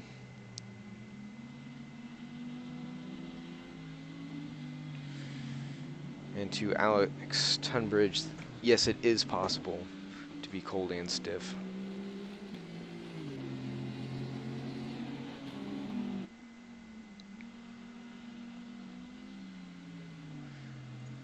So Sam Bentley out of the pits just a little bit ago. So that gap now back to Ashenko, about 20 seconds. 20-second gap there.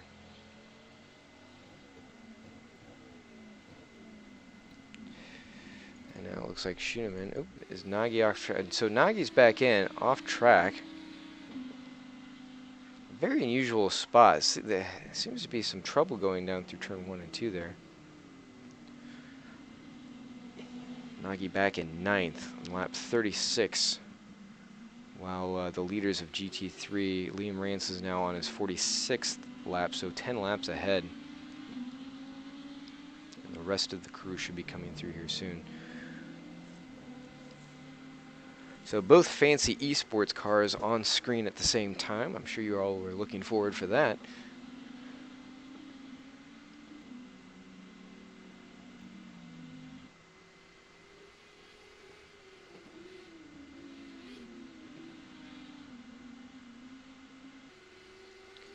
We'll head back to this Ivan Egorov battle.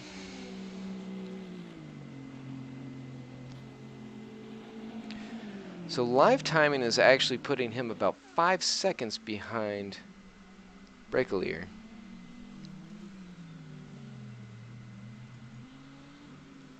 yeah, so there he is, up the track.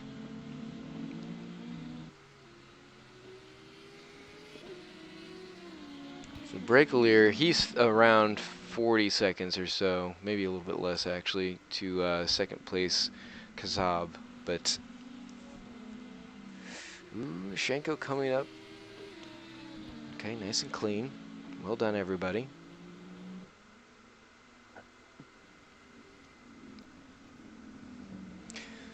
So he's going to be catching traces of him in the mirror. That is, Tengai will be looking back. The gap doesn't appear to be coming down too much, showing right now around 3 seconds. A lot of expansion and contraction within those splits, though. Ooh, big wiggle by Brakelier. Coming up the hill.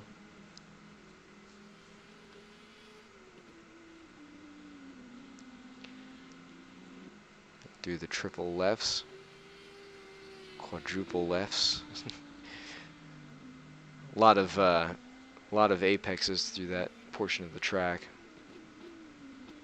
And into the hard braking zone.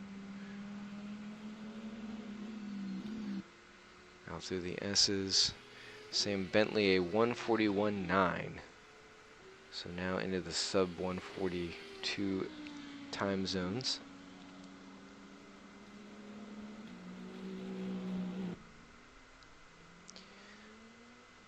So Ivan is now around 7 seconds back. So he, looks like he had a little bit of a wobble there and he's fallen back. Although he's closed it up again. So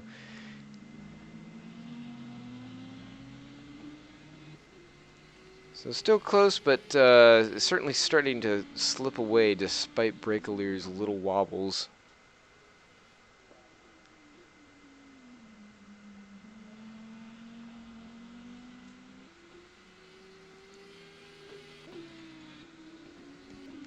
Looking here at Krajnai, he's about a straightaway from Meshkov in the Manus BMW, who's up the track.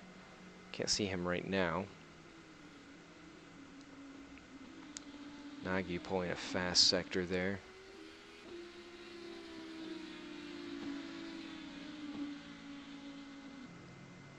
Not a terribly fast lap for the GT3s, a 156.7.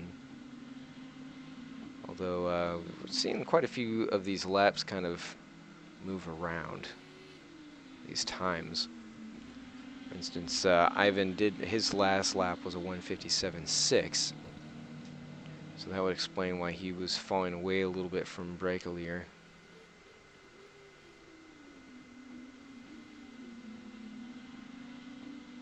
Man, those cars are hard to look at.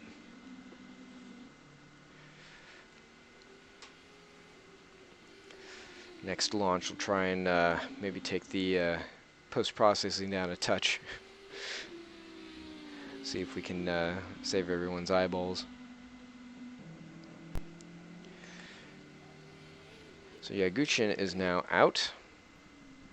It's random racing, so he was just into the pits. Checking warnings and penalties, nothing there on the stewards chat. And no further decisions, and certainly there hasn't really been any car-to-car interaction. Nothing since the earlier contact with Harry and Daniel. But I guess you kind of expect that with so few cars on track. Although, despite there only being 15 overall, there has been quite a bit of car-to-car interaction. Certainly lots of guys kind of getting by each other.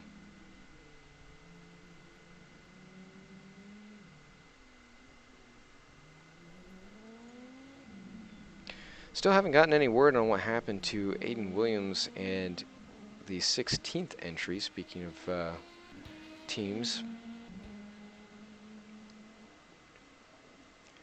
Now, as it stands right now, it looks like we should be set to have quite a few more teams in on the second round. This, again, owing to the VEC calendar update where they had a race the same day as this one was scheduled. So out of respect for that league, the directors moved Istanbul back a week, and thus some teams were not able to participate because of conflicts. So shortened up the field a touch. Certainly the drivers who are here, not terribly offended by that, because it gives them a much better chance at trying to score the 200-pound grand prize per class.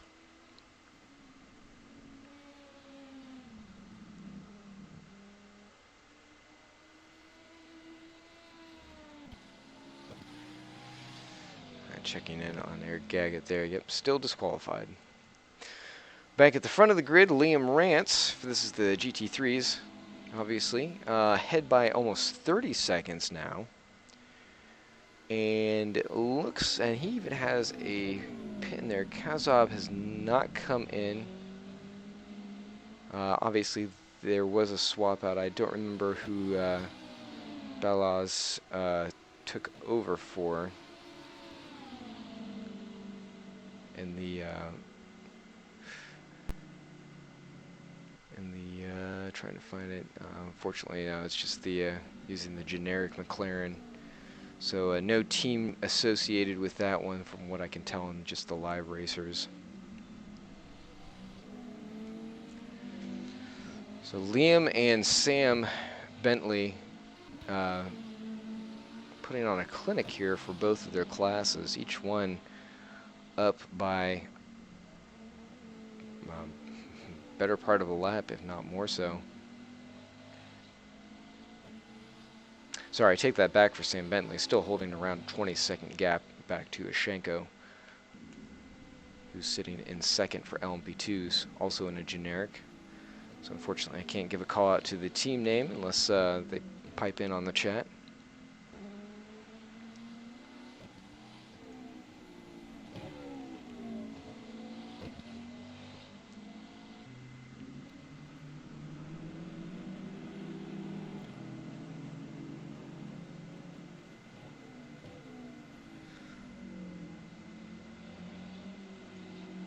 Looking back midfield here, going to Ivan Igorov.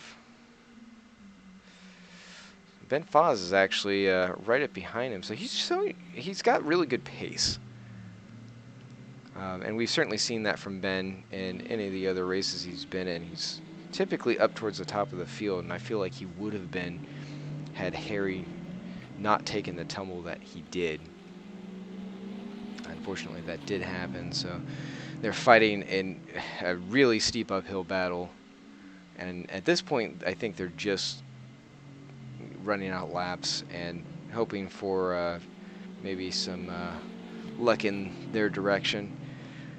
With there being so few cars, it's very unlikely they could catch a break. Oh, Ben!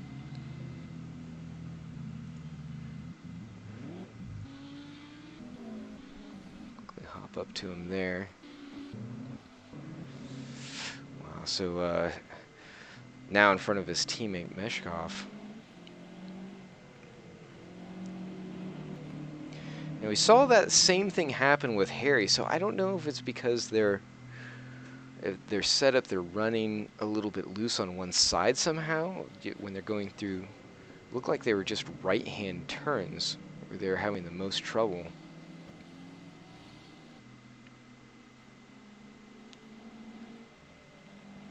These two want to be careful. Ben is obviously going to want to make sure that doesn't want to hold up Alexander at all.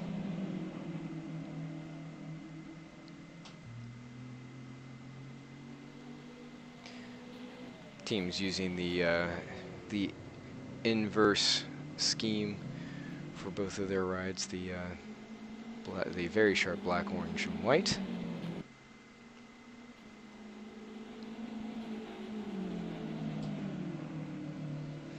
And Schoenemann with a low speed notice. Lahoven is in, currently sitting in 7th place.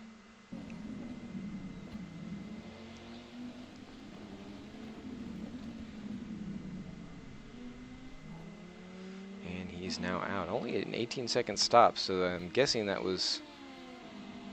it must have just been for tires if it was that short. Or sorry, for fuel.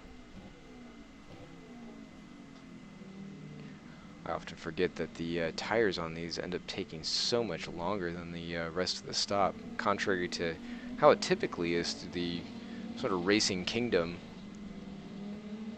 where you'll see tires covered by fuel quite often.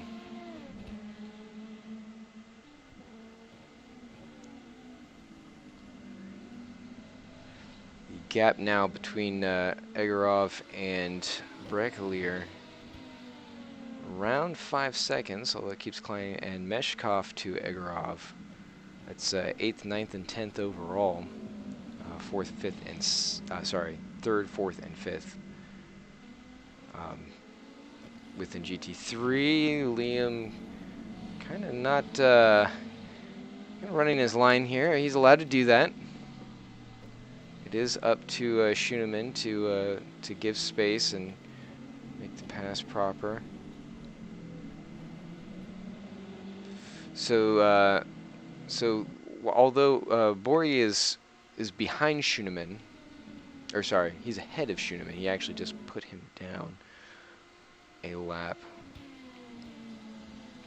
He's behind him on track, but Bori is ahead of Schoenemann. And I apologize, he's actually about to put him down a lap if Schoenemann wasn't... although he's starting to pull away a little bit now, so they got held up back there.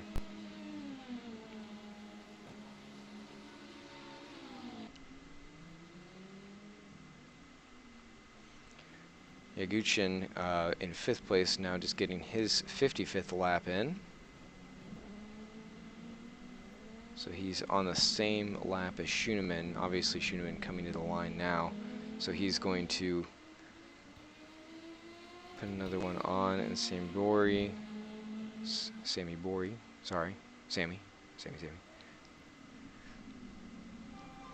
Denis Sashenko and Sam Bentley are actually the only two still on the lead lap. And Dennis is, while he did fall back, he's still on about a 20-second gap to Bentley.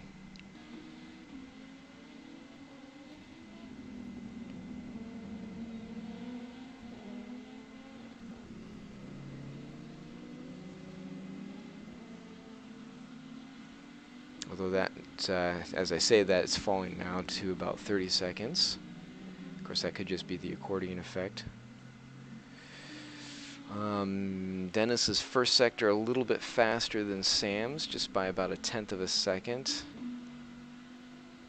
Sam has got his second sector in a little bit slower for him, as was his first sector. 37.253. See what Dennis is able to do once he gets through here. So we'll hop over to Dennis.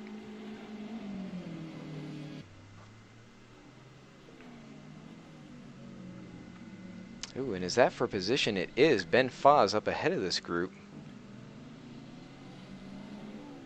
This is for position. I imagine he's going to take it. Ben has been able to show some really good pace, so I don't think there'll be any problems with him getting by here.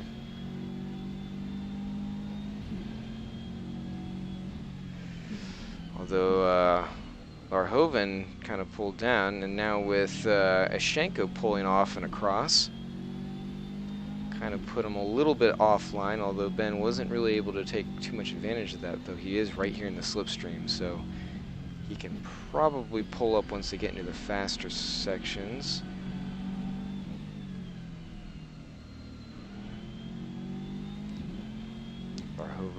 Verhoeven really working the line in that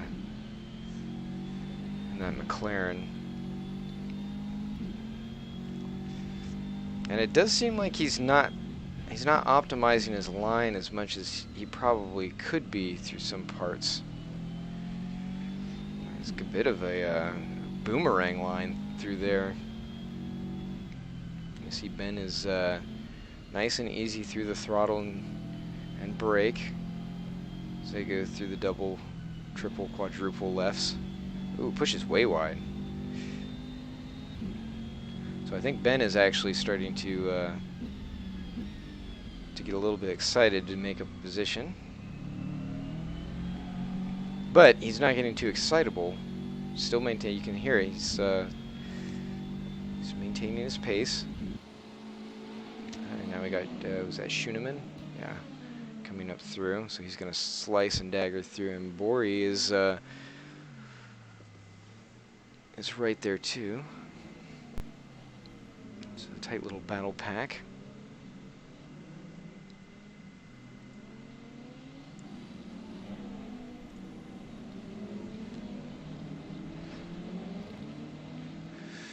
So he's closing the gap, and a little bit of it was going to be 3 wide.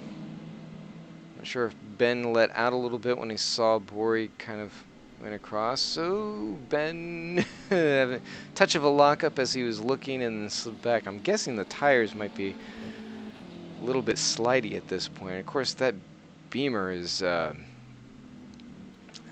it's an unusual ride to handle. It only really hooks up when it really suits the drivers that are in there. Of course, you can do an awful lot with the setup to bring it to the driver, as we see Verhoeven kind of touching offline there. Still within track limits, but kicking up some dust. Ben's probably seeing the way that he's running, and it's getting a little thirsty. Still maintaining nice composure. Not doing anything to jeopardize this. We've seen plenty of guys who get a nice chance at a run, and then they get over ambitious. There he goes, extending track limits there again on that runoff coming down the hill. Now again, I haven't seen any official postings for warnings for drivers, so they might still be getting notifications verbally within the comms, but nothing as of yet for official postings.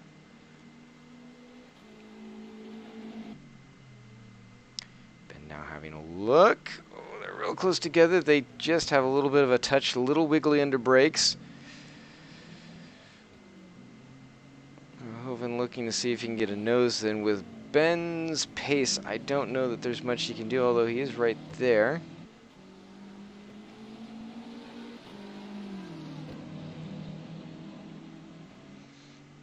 McLaren is a bit slippery in the draft, but with the balance of performance changes, a little bit too much of a run coming off of turn 1.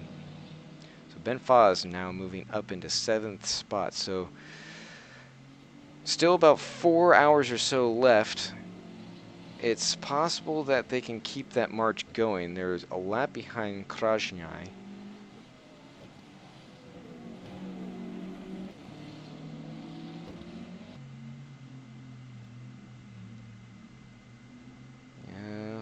And actually, Daniel is, he has now closed up onto the other Madness Racing teammate, Meshkov.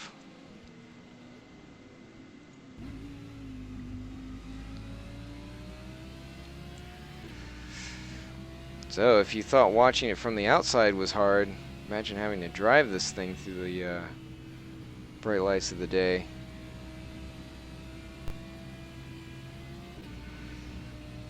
You'd think this thing's been spending some time around Ukraine.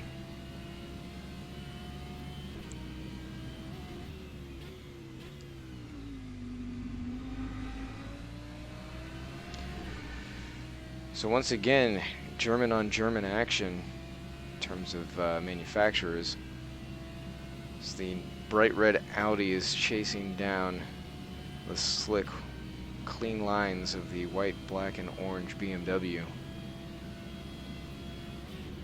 Certainly close enough to get in that slipstream. Really good aggressive downshifting to the last 3 turns in this complex.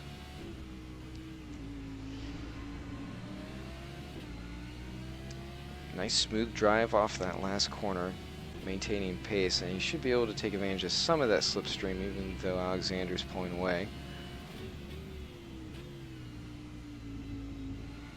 Bit of a wide line for Alex.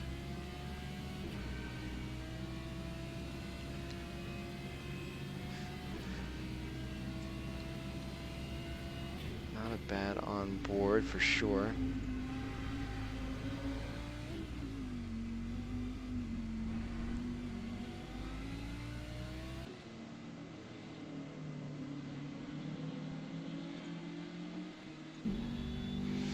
So now we are riding with Meshkov.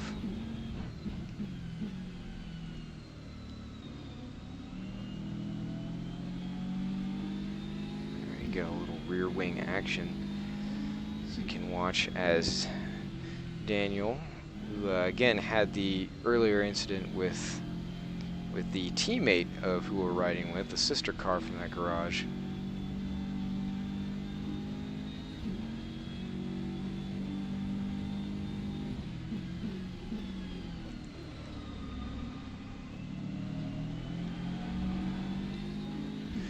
Sammy Bori just turned his fastest lap, a 1:43.9.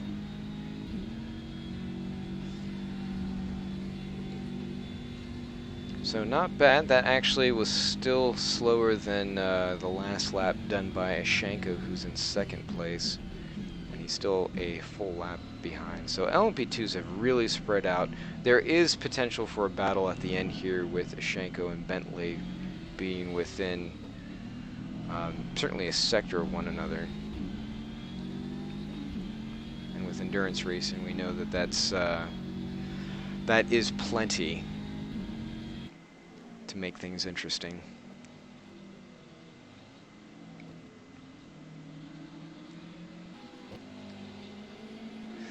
So down to about a little over half a second, this gap. The gap from Larhoven to Ben Foz had opened up to about 5 seconds, so yeah, it looked like Joop wasn't able to really reel him back in. Ivan Igorov is about 10 seconds at this point behind Bracolier, but that does kind of ping-pong back and forth a little bit over and under, although right now it seems to be extending just a little bit. Meshkov at this point has one stop. He hasn't gotten out of the car, he hasn't swapped yet. A little slidey there. I do believe that they are going to have to take stops here before too long, as you see Daniel run wide. Now the question will be, is Daniel going to be a little bit more reserved when he tries to make the pass on Alex, which I'm sure is coming just based on the pace that he's been showing here? Or is he going to stay true to form and be a little bit of a risk taker with potentially getting contact? Larhoven actually is now closed up. He's within 3 seconds.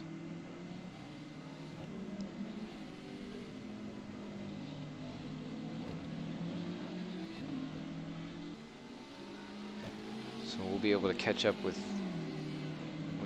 some of that battle as this one continues to kind of evolve here. Daniel is certainly close enough to keep catching that slipstream. Ultimately, that's probably going to help him more if he's not doing anything to impact his pace. If he's just kind of maintaining pace right now and not really letting off. It doesn't look like he is. He's certainly not close enough to kind of pull that game, but certainly we've seen, ooh, a big slide, and he's going to take advantage and slip right on by. So Meshkov is going to fall back there. He's probably kicking himself. He was doing a really good job of maintaining the attitude on that car. Fortunately, it was just that one turn. I think he might have just gotten a little bit too early into the gas. So now he has fallen back into 6th position. Krajnai is now up into 5th, 10th overall, and he's going to easily pull away.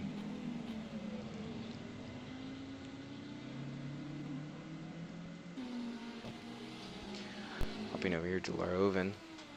He's actually right up in front of these guys, so the story may not be over yet. Krajnai is he's not pulling too far ahead, and if Larhoven is anyway in the way, that could be enough to kind of slow him down and get him back in clutches of Ben Faz. I'm sorry, with Meshkov, the other fancier. Although watching him slide off that last corner, I think his tires are getting a bit cooked back there.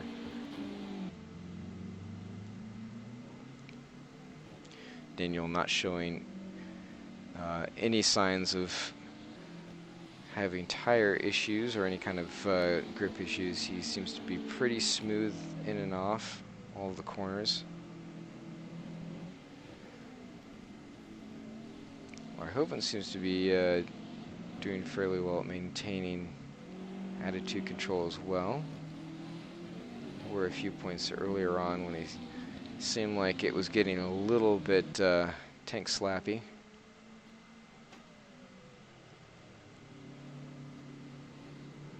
But he's got good composure right now.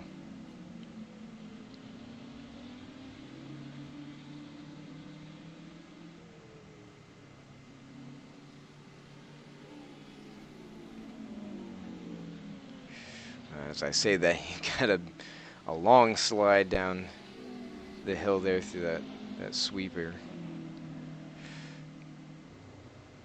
So he's pulled off to the inside, and he's going to let him go.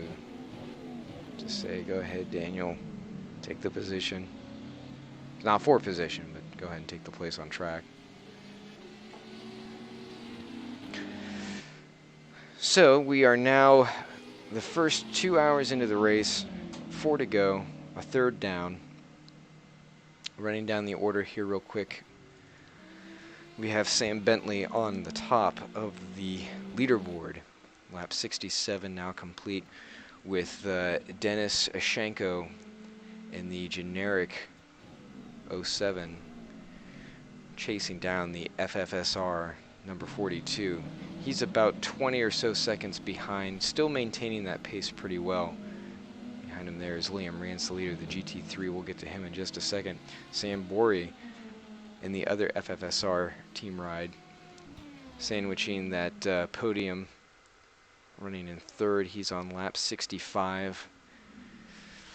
Kind of just running his own race right now, not really in jeopardy of getting passed, and not really in contention to get up on Ashenko. So he's just sort of maintaining position and looking for an opportunity in case something happens with either of the leading two teams.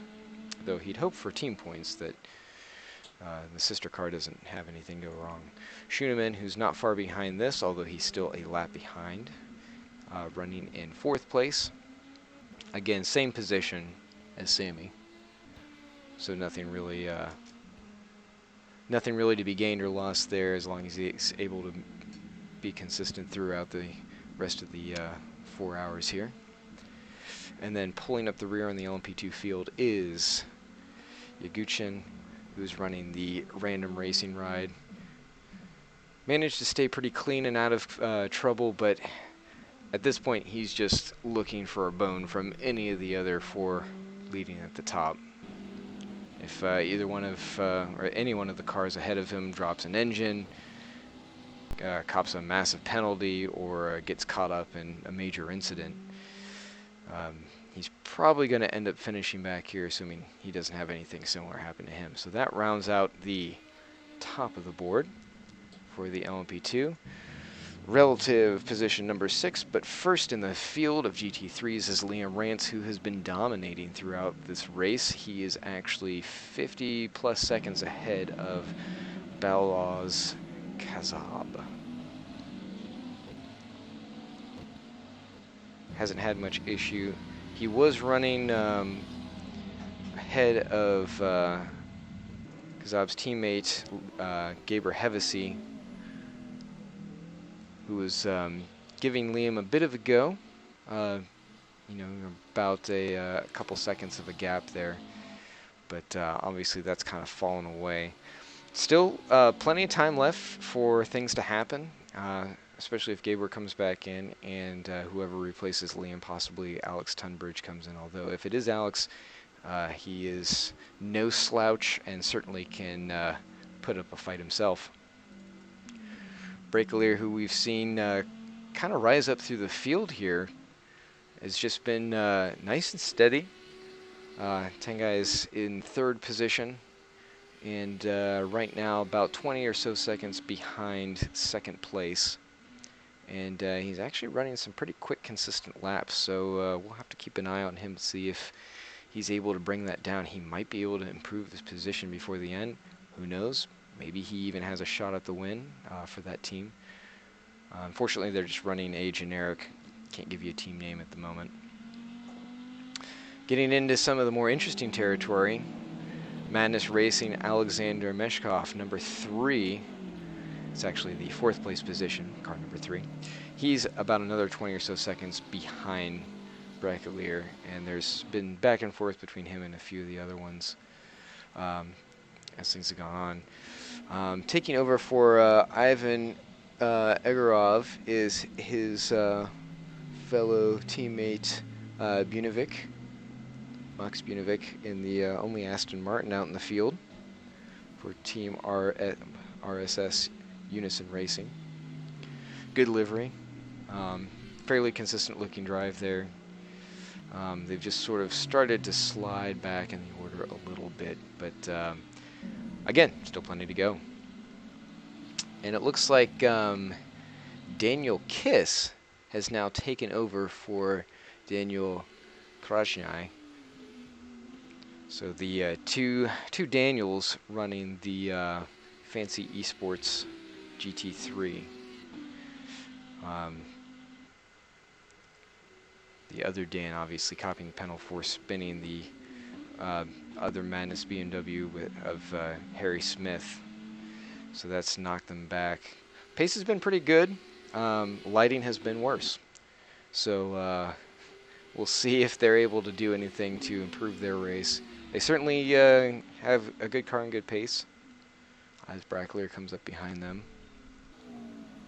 Larhoven, kind of been floating back here, hasn't been doing too badly, just hasn't been able to show the pace to be able to do much with that car. And certainly there were some struggles early on, either due to damage or just kind of working with the setup. But currently sitting back in 12th relative and or overall and 7th in the GT3 field. Ben Foz coming out of the pits now, taking over for Harry Smith in the other Madness team ride. That BMW has been all over the field, very strong early on. There's a contact and has fallen back. Still decent pace, although they do have moments where it seems like, as you can see, the teammates wiggling around in the background. They just seem to have tire fall off, and I'm not sure if that's set up or what's going on there. Breckelier having a bit of a slow moment. And then that kind of brings us to our last place ride here. Peter Nagy, who the other Madness team, they just had issues early on. They seem to have pretty good pace, but unfortunately Nagy's connection just kept kicking out, so they had, I think, 2 or 3 disconnects, and that's hurt them substantially. So I believe that they're just going to have to keep running and hope for the best. 10 laps down from the next car of Ben Foz. So really not likely that they're going to advance much, barring catastrophe for any of the other teams. Really ashamed to see that when it just comes down to technical difficulties that probably have nothing to do with anything that they're doing. Might be simulated, might just be ISP. In either case, you never want to see that happen. You just want to see the guys going at each other. You'd rather have somebody's race kind of go out because they were racing hard. At least there is something to show for it, as opposed to just some gremlins in the equipment.